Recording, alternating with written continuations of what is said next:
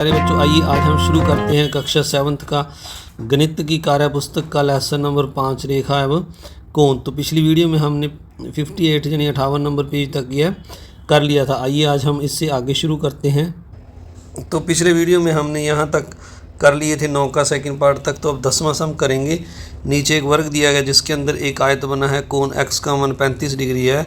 चित्र में सभी कोणों के मान भरो। तो ये आपको जो आकृति दिखाई दे रही है इसमें हमने सभी जो कोणों के माप ज्ञात करने हैं। जैसे ये वाला ए पर ये कोण बन रहा है, ये 90 का होगा क्योंकि ये हमें वर्ग दिया है। बी वाला कोण भी 90 का होगा, डी वाला भी 90 का, और ये सी वाला 9 नंबर कोण है जो ये भी 90 का होगा। इसके बाद अगर हम इस आकृति में देखें तो ये जो है अंदर एक आयत बन रहा है। तो आयत के सभी कोण 90-90 के होते हैं।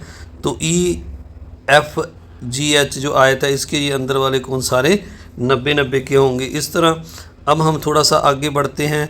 तो अब जो शेष कोण रह गए हैं, जैसे हमें एक्स कोण का माप दिया हुआ है यहाँ पर 35 डिग्री। तो ये वाला कोण 35 दिया हुआ है और ये 90 का है। तो इन दोनों को जोड़कर 90 और 35 को अगर जोड़ेंगे तो ये 125 हो जाएगा। अगर 180 में से माइनस करेंगे तो हमारे पास जो 55 डिग्री का ये वाला जो 8 नंबर कोण है ये 55 डिग्री का आ जाएगा। इस तरह अगर हम दूसरी आकृतियों को भी सॉल्व करें तो यहाँ पर भी अगर देखें तो ये ए 90 का है और ये वाला कोण 35 का है, और 90 और 35 125 और 180 में से माइनस करेंगे तो फिर से ये कोण 55 का आ जाएगा। इस तरह ये भी 55 का आएगा और ये भी 55 का आ जाएगा, और ये कोण 35 का आएगा और ये 90 का है। 55 और 35 95 90 और 55 को हम जोड़ेंगे, 90 और 55 को अगर हम जोड़ेंगे तो ये 145 बनेगा।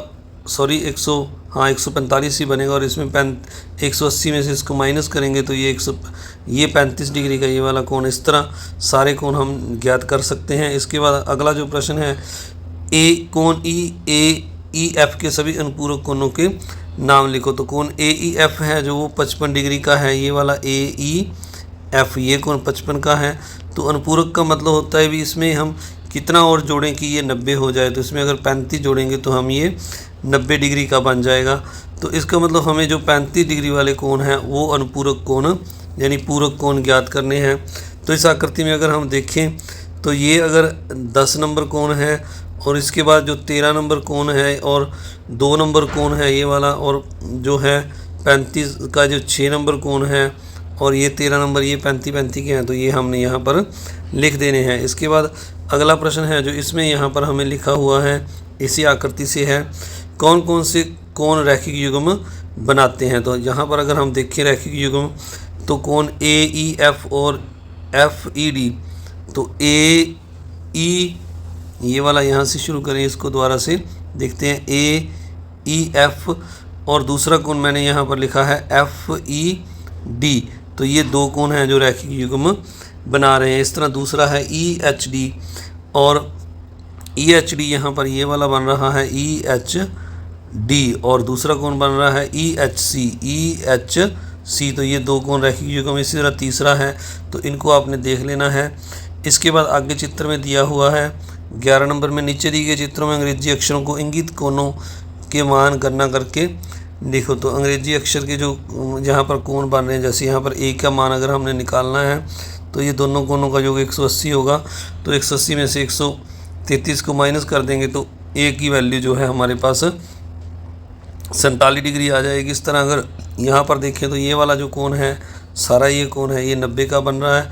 तो 90 में से अगर 53 डिग्री को माइनस कर दें तो बी की वैल्यू 37 डिग्री आ जाएगी। इसके बाद अगला जो है, नीचे दिए गए प्रत्येक चित्र में बताओ कि रैखिक युग्म है या नहीं, साथ में कारण भी लिखो। तो यो हमने रैखिक युग्म है। जैसे कोण ए ओ, यहाँ पर ओ लिखना रह गया है तो इस यहाँ ओ आप लिख लीजिए। तो ए ओ बी, और दूसरा यहाँ पर लिखा मैंने बी ओ सी। तो अगर हम देखें तो ए ओ सी जो है यहाँ पर हमने इन तीनों कोणों के नाम मैंने यहाँ पर जो यहाँ पर बन रहे हैं लिख दिए हैं। अगर इनको हम जोड़ेंगे तो इनका योग 180 नहीं बन रहा, तो इसलिए ये रैखिक युग्म नहीं है। यहाँ पर ये दोनों कोण बन रहे हैं, इनका योग 180 बन रहा है, तो इसलिए ये रैखिक युग्म बना रहे हैं। तो इसलिए मैंने लिख दिया हाँ, क्योंकि इनका योग 180 है। ए ओ बी लिखना था यहाँ पर, ए ओ बी और बी ओ सी। आगे बढ़ने से पहले आप सभी से एक रिक्वेस्ट, अगर आप चैनल पर नए हैं तो चैनल को सब्सक्राइब जरूर करें, वीडियो को लाइक करें और अपने दोस्तों मित्रों में शेयर भी जरूर करें। तो यहाँ पर 13 नंबर सम में लिखा हुआ है, चित्र में ए में समांतर रेखाओं के को रंगीन पेंसिल से दर्शाओ। तो जो समांतर रेखा हैं, जैसे ये जो पहली रेखा ये और ये तीनों समांतर हैं। इसी तरह अगर हम दूसरी देखें तो यहाँ से ये वाली इसके समांतर और ये इसके समांतर, यानी तीनों आपस में समांतर है। तो आपने इन समांतर रेखाओं को दर्शाना है। इसके बाद बी पार्ट में है, यहाँ लिखा हुआ है चित्र बी में लंबवत रेखाओं को रंगीन पेंसिल की सहायता से दिखाओ। तो जो 90 के कोण बन रहे हैं, जैसे अगर हम देखें तो यहाँ से ये लाइन इस पर लंब है, ये 90 का कोण बन रहा है। इसी तरह ये वाली लाइन पे ये वाली लाइन खड़ी है तो ये 90 का कोण बन रहा है। इस तरह यहाँ पर 90 के कोण बन रहे हैं। इसके बाद में अगर हम मध्य में देखें तो ये वाली लाइन है और ये वाली यहाँ पर ये 90 के कोण बन रहे हैं। तो आपने इनको पेंसिल से इस तरह रंगीन कर देना है और इस चारों को साइडों को भी आपने रंगीन करके ये 90 के कोण दिखा देने हैं चारों साइड पे। तो आगे है थर्ड पार्ट में लिखा हुआ है हमें यहाँ पर, चित्र में 80% रेखाओं को रंगीन पेंसिल की सहायता से दर्शाओ तो आपस में लंबवत नहीं है। तो जो 90 के कोण नहीं बन रहे, जैसे ये वाली लाइन है और एक ये वाली लाइन है, तो यहाँ पर 90 का कोण नहीं बन रहा है। इस तरह और भी जो दूसरी सारी सभी हैं आप दर्शा सकते हैं ऐसे। ये भी 90 का नहीं बन रहा, अगर दोनों इनको लें तो ये भी 90 का नहीं बन रहा, यहाँ और यहाँ। तो इस तरह इनको आपने दर्शा देना है। इसके बाद अगला प्रश्न है, पटड़ी व चांदी की सहायता से नापकर रिक्त स्थान भरो। तो हमने जो ए बी है, ए बी की लंबाई मापनी है ये वाली, तो ये है जो 0.8 सेंटीमीटर आ रही है। इस तरह सी डी को मापना है तो ये भी 0.8 सेंटीमीटर आ रही है। अगर आप ई एफ को मापोगे तो ये भी 0.8 सेंटीमीटर आएगी। अब आपने एंगल मापना है ए बी एफ, यानी ये वाला एंगल मापना है। दोबारा से देखिए, ये वाला एंगल मापना है 90 का है। इस तरह सी डी एफ है जो यहाँ से ये वाला मापना है, ये भी 90 का आएगा। और ई एफ डी, यानी यहाँ से आपने शुरू करना है ई एफ डी, ये भी 90 का आएगा। इसके बाद आगे है, यहाँ लिखा हुआ है ये लंबाई है जो एम एन 1.8 सेंटीमीटर है। ओ एम एन आर जो एंगल है यहाँ पर एम एन आर, इसको मापना है, ये 85 डिग्री का है। इस तरह ओ पी को मापा तो ओ पी हमारे पास 1.3 सेंटीमीटर आई और क्यू आर को मापा तो 0.8 सेंटीमीटर आई। अब अगर इनके हम कोण मापेंगे, ओ पी आर को मापेंगे तो ये 85 डिग्री का है। ओ क्यू आर एन को मापेंगे तो ये 89 डिग्री का आ रहा है। तो यहाँ पर लिखा हुआ है, उपयुक्त रेखा युग्मों में कौन से रेखा युग्म की रेखाएं आगे बढ़ाने पर एक दूसरे को काट रही हैं। तो ये एम क्यू जो है हमारी रेखा ये वाली, और ये एम आर एन आर है जो, इनको अगर हम आगे बढ़ाएंगे तो ये आपस में इस तरह से काट जाएंगी। तो इनको हमने यहाँ लिख देना है। बाद 15 नंबर प्रश्न है, समांतर रेखाओं के बारे में नीचे कुछ कथन दिए गए हैं, सही कथन पर टिक का निशान लगाओ। समांतर रेखाएं एक दूसरे को निश्चित दूरी पर मिलती हैं, ये गलत है। समांतर दिशाएं एक ही दिशा को इंगित करती हैं, ये भी गलत है। समांतर रेखाओं के बीच लंबवत दूरी अलग अलग होती है, ये भी गलत है। समांतर रेखाएं कभी नहीं मिलती। तो प्यारे बच्चों, जैसे ये समांतर रेखाएं हैं तो ये कभी भी नहीं मिलती हैं और इनके बीच की दूरी है जो हर जगह समान रहती है। ये एक ही दिशा को इंगित नहीं करती हैं, एक ही दिशा को इंगित करती हैं, ये भी गलत है।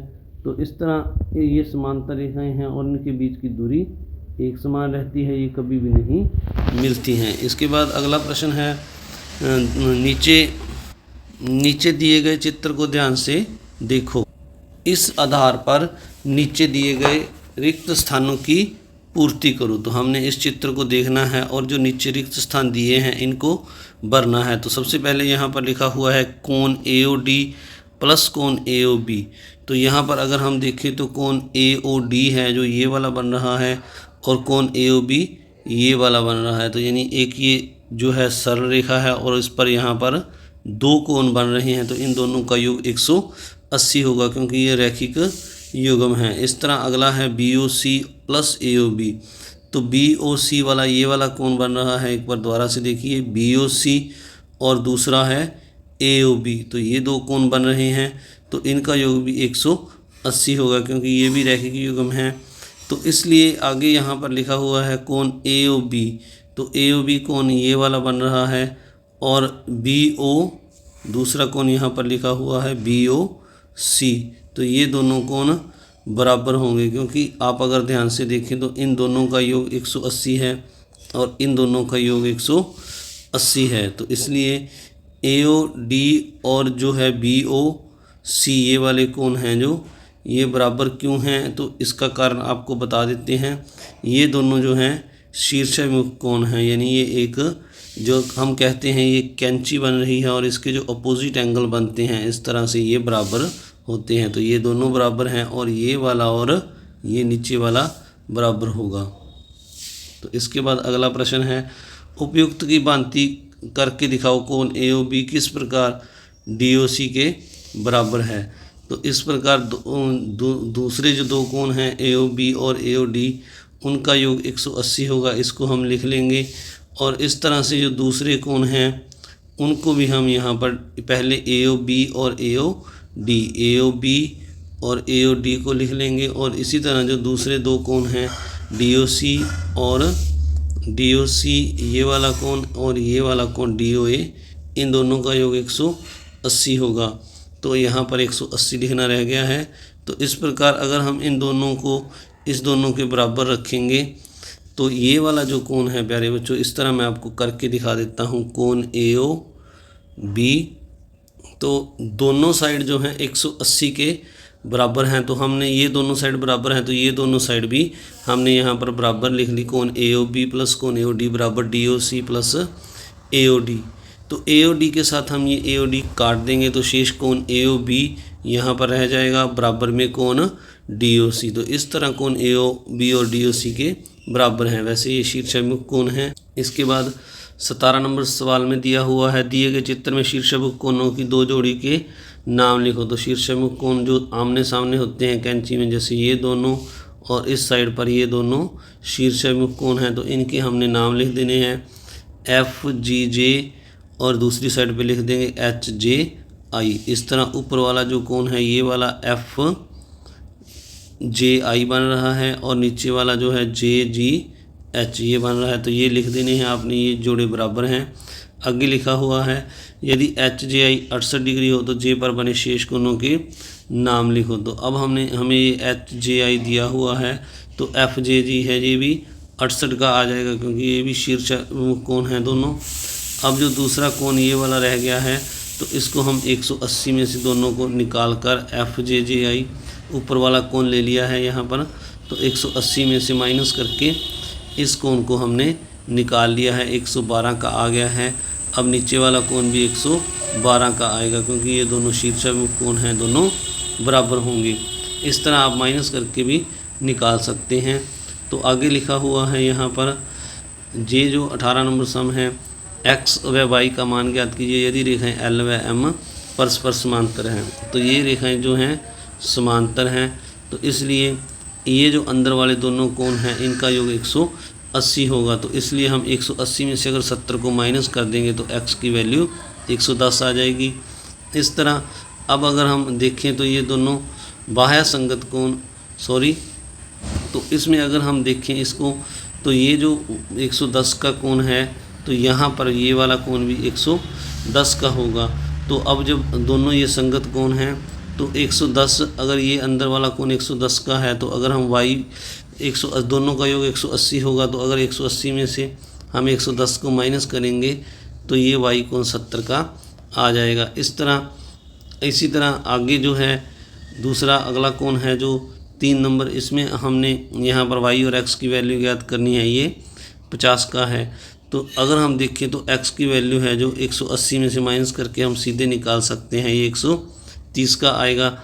और y जो कोण है 180 में से अगर हम 180 में से 130 को निकाल दें तो y जो है 50 का आ जाएगा। तो अलग अलग तरीके हैं, आप यहाँ पर देख रहे हैं जो ये वाला कोण y 150 का है तो x की वैल्यू हमारे पास है जो ये कोण 50 का है, तो इसके जो अपोजिट अगर हम इस कोण को देखेंगे तो ये शीर्षाभिमुख कोण है, ये भी 50 का आएगा। अब ये वाला कोण और ये वाला कोण दोनों संगत कोण है तो y की वैल्यू भी 50 आएगी। इस तरह आपने y की वैल्यू लिख देनी है। दूसरा, अगर ये वैल्यू y की 50 आ गई तो ये एक सरल रेखा है और ये रैखिक युग्म बना रही है, तो 180 में से अगर हम 50 को निकाल देंगे तो x की वैल्यू 130 आ जाएगी। इस तरह अगला जो सम है इसमें अगर हम देखें तो ये कोण 60 का है, तो इसी तरह रैखिक युग्म बनाते हुए ये नीचे वाला कोण 120 का आ जाएगा। 180 में से हम 60 को माइनस कर देंगे तो ये 120 का आ जाएगा। अब नीचे y वाला कोण है जो ये भी 120 का होगा क्योंकि ये दोनों संगत कोण हैं। तो इस तरह अगर हम y की वैल्यू देखें तो 120 आएगी, ये संगत कोण है। अब अगर हम दूसरी साइड पे देखें अगर x की वैल्यू, तो x की वैल्यू जो है अगर ध्यान से देखें तो अब y अगर भी 120 का है तो ये इसके सामने वाला ये वाला कोण भी 100, तो अगर आप इसको जूम करके देखें तो ये y कोण है जो 120 का आएगा क्योंकि ये y 100, ये संगत, दोनों कोण संगत हैं। तो अब ये वाला जो कोण है ये भी 120 का होगा क्योंकि ये शीर्षाभिमुख कोण है, दोनों अपोजिट कोण हैं। और इस तरह अगर ये वाला कोण 120 का है तो ये भी x भी 120 का आएगा। सम्मुख कोण है समांतर चतुर्भुज के, तो x की वैल्यू भी 120 आ जाएगी ये वाली, तो ये x भी 120 का आ जाएगा। ये भी शीर्षाभिमुख कोण है। तो इस तरह इस सम को आपने करना है। इसके बाद अगला जो पार्ट है इसमें यहाँ पर अगर हम देखें तो ये एक समांतर चतुर्भुज है, यहाँ पर x की वैल्यू 50 है तो ये x भी 50 होगा। संगत सम्मुख कोण है और ये 50 है तो ये जो है दोनों कोणों का जोड़ 180 होता है, तो 180 में 50 को माइनस करेंगे तो y की वैल्यू 130 आ जाएगी। इस तरह जो अगला सम है इसमें अगर हम देखें तो ये जो 120 का कोण दिया हुआ है तो यहाँ ये भी 120 का बनेगा क्योंकि ये संगत कोण है। अब अगर हम 180 में से 120 को माइनस कर दें तो ये x की वैल्यू 60 आ जाएगी। ये दोनों कोण रैखिक युग्म बना रहे हैं। तो अब यहाँ पर ये वाला कोण 120 का है तो ये भी y भी 120 का होगा क्योंकि ये संगत कोण है। अब 19 नंबर सम में लिखा है, दिए गए चित्र को देखकर बताओ कि क्या रेखा L व M परस्पर समांतर होंगी, कारण दो, कारण भी लिखो। तो ये जो कोण यहाँ पर 135 का, ये 140 का है, तो ये दोनों संगत कोण बराबर नहीं है, तो इसलिए ये संगत कोण समान नहीं है, इसलिए ये रेखाएं समांतर नहीं है। दूसरे में अगर हम देखें तो ये यहाँ पर 130 का है और जो अगर हम यहाँ पर ये वाला कोण 50 का है और इसकी वैल्यू निकालेंगे 180 में से माइनस करके तो ये 130 का आ जाएगा। तो दोनों ये संगत कोण समान आ गए हैं, तो ये जो रेखाएं हैं समांतर हैं दूसरे पार्ट में। अब अगर तीसरे पार्ट में अगर हम देखें तो ये वाला कोण 110 का है और ये 70 का है। इन दोनों का आंतरिक कोणों का योग 180 बनता है। तो हाँ, ये क्या हैं, संगत कोण, मतलब रेखाएं समांतर हैं। तो यहाँ पर हम लिख देंगे क्योंकि तिर्क रेखा के एक ही ओर बने कोणों का योग 180 होता है। इस तरह अगले सम में अगर हम देखें तो ये कोण 60 का है और ये 40 का है और ये भी ऊपर वाला भी 40 का है। इनको एकांतर कोण बोलते हैं। दो समांतर रेखाओं में अगर एकांतर कोण बराबर हो तो वो रेखाएं समांतर होती हैं। तो अगले सम में यहाँ पर लिखा हुआ है 20 नंबर में, दिए गए चित्र में क्या चित्र में दर्शाए गए संगत कोण बराबर हैं, हाँ या नहीं, क्यों। तो यहाँ पर अगर हम देखें तो ये वाले जो संगत कोण हैं ये बराबर नहीं हैं क्योंकि ये जो रेखाएं हैं ये समांतर नहीं है, क्योंकि रेखाएं L और M के समांतर नहीं है। इसके बाद अगला जो सम है इसमें यहाँ पर लिखा हुआ है, रवि जब अपनी किताबों को अलमारी का सहारा लेकर खड़ा होता है तो अलमारी चित्र में दिखाए अनुसार झुक जाती है। यदि ABC 68 डिग्री हो कोण, तो कोण DA की संगत कोण के मान चित्र में अंकित करो। तो ये जो ABC हमें ये वाला कोण दिया हुआ है 68 डिग्री का, तो अगर हम देखें तो ये जो लाइन है ये इसके समांतर है और यहाँ से एक ये तिर्क रेखा है, तो ये कोण 68 का है, तो ये वाला कोण भी 68 का आएगा। इस तरह आगे इस थोड़ा सा बढ़ें तो अगर देखें हम ये रेखाएं हैं जो सारी समांतर दी हुई हैं, तो इसका मतलब नीचे वाला कोण 68 का है, तो ये जो सारे संगत कोण हैं ये भी 68 के आएंगे। तो इस तरह आपने सभी संगत कोणों के मान यहाँ पर लिख देने हैं। आप देख रहे हैं VMC वैदिक मैथ क्लासेस। तो आप सभी का इस वीडियो को देखने के लिए बहुत बहुत धन्यवाद। चैनल को सब्सक्राइब करें, वीडियो को लाइक करें और अपने दोस्तों मित्रों में ज़्यादा से ज़्यादा इस वीडियो को शेयर भी ज़रूर करें। Thank you very much.